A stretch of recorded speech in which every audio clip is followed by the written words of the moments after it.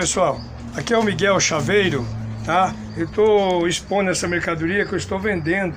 Eu tenho há muitos anos, eu tenho essas fechaduras aqui, como vocês estão vendo, de portas de carro, de Gol, Volkswagen. Tem fechaduras aqui, ó, tem fechaduras de Ford, Fiat 147, de porta-mala, de Fusca, de porta, aqui, ó, como vocês estão vendo. Eu estou vendendo, pessoal. Se tiver interessado, tá bom? Eu vou deixar meu contato aí para vocês, tá bom? Tem variedades aqui, ó, de fechaduras de porta-mala, tá?